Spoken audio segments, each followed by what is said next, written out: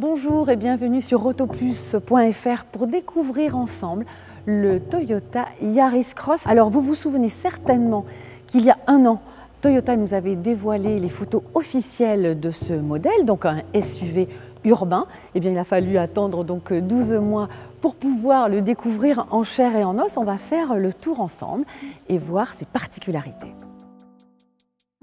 Alors c'est un petit peu particulier chez Toyota parce qu'effectivement il existe des SUV, mais quand on repart en arrière, en 1994, ça date pas d'hier, eh bien sortait, alors à l'époque on parlait pas de SUV, on parlait de 4x4, et en fait sortait le RAV4, et là c'était un tout petit modèle, vraiment un modèle urbain qui faisait 3,71 m et qui était doté de 3 portes. Aujourd'hui, le RAV4, il mesure 4,60 m, donc on n'est plus du tout dans les mêmes gabarits. Et du coup, dans la gamme Toyota, il manquait un modèle urbain et c'est ce Yaris Cross qui va justement prendre la place.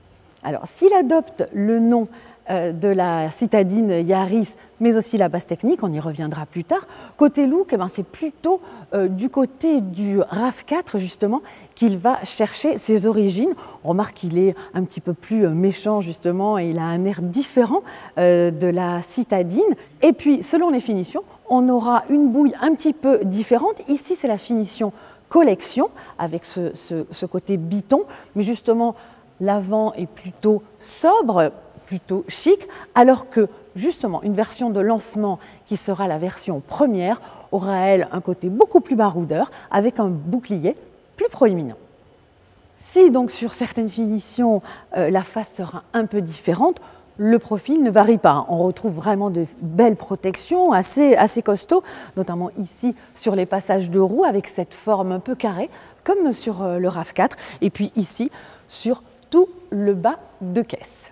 Alors côté gabarit, ce Yaris Cross mesure 4,18 m de long, comparé par exemple à un Captur qui doit faire 4,22 m, 4,23 m, c'est légèrement en dessous. En revanche, c'est beaucoup plus grand que la Yaris citadine, c'est 24 cm plus grand. Et contrairement à ce qu'on pourrait imaginer, ces centimètres ne se retrouvent pas dans l'empattement. Je rappelle, l'empattement c'est la distance entre l'essieu arrière et l'essieu avant, puisque la Yaris citadine et le Yaris Cross ont exactement le même empattement de 2,56 m. En revanche, c'est plutôt sur les porte-à-faux arrière et avant que se fait la différence, et ce, pour favoriser justement le coffre. Alors justement, ce coffre, on va aller le regarder. Il est annoncé avec un volume de 397 décimètres cubes. Nous, on vérifiera évidemment lors des premiers essais, mais ce n'est pas non plus super top dans la catégorie. On va dire que c'est dans la moyenne. Et puis, il faut savoir que pour les versions 4x4, il perdra 70 décimètres cubes. En revanche, il propose une belle modularité avec un système de sangles pour accrocher des objets. Et ça, c'est assez pratique et c'est bien vu. Alors à l'intérieur, on retrouve un petit peu l'univers de la nouvelle Yaris, justement, avec notamment cet écran ici déporté qui fait 9 pouces, ça fait à peu près 23 cm, des compteurs ici qui font 7 pouces, donc là c'est un petit peu moins, mais c'est très lisible. Idem sur les compteurs, il faut savoir que il y aura beaucoup de systèmes connectés, pas mal d'éléments de série dès l'entrée de gamme. Après, dès qu'on montera dans les finitions, comme toujours cette finition collection, eh bien, il sera vraiment très bien équipé, notamment avec un système ici sur cette version de vision tête haute. Côté qualité, là on a un petit peu de plastique moussé. Après c'est des plastiques qui sont un peu moins sympas, mais il y a quand même pas mal de rangements. Ici il y a un rangement justement pour le téléphone portable. Un autre ici pour la charge à induction, des prises, juste des portes gobelets et un tout petit rangement discret. Et puis sur cette finition, des sièges qui sont assez dessinés, que je trouve assez jolis, un petit mélange de tissu et de style cuir. Et puis surtout, on a quand même, puisqu'on est à bord d'un SUV, une position de conduite assez haute. À l'arrière, je suis plutôt bien installée. J'ai de la place pour mes jambes, pour mes pieds aussi. En hauteur sous plafond, pas de souci. En plus là, on a un magnifique toit panoramique. On n'a pas oublié les poignées de maintien.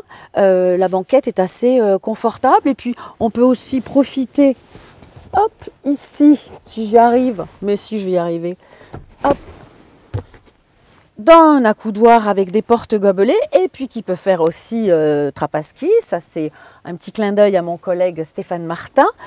Et puis, dernière petite chose, petit détail, bon, là voilà, on est quand même sur un niveau de finition assez élevé, mais on constate qu'à l'arrière, il n'y a pas de prise ni rien. Hein. On est sur un SUV urbain plutôt rudimentaire pour les places arrière.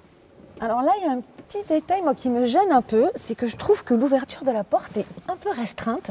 Donc c'est pas super facile pour sortir, ni pour entrer d'ailleurs. Hein.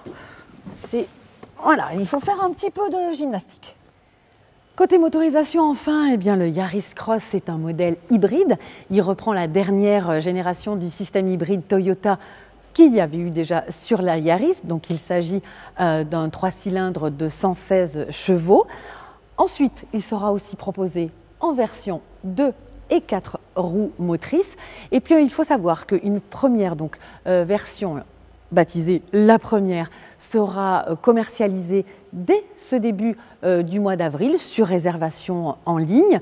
La production débutera au mois de juillet et normalement les premiers modèles arriveront dans les concessions au mois de septembre. Côté tarif, cela démarrera à 25 000 € et ça ira jusqu'à 34 000 €. Et dernière précision, ce Yaris Cross sera fabriqué en France, à l'usine de Valenciennes et plus précisément à Onnaing. Voilà, en attendant les premiers essais qui devraient normalement se dérouler à la fin du mois d'août, eh bien nous on se retrouve sur autoplus.fr.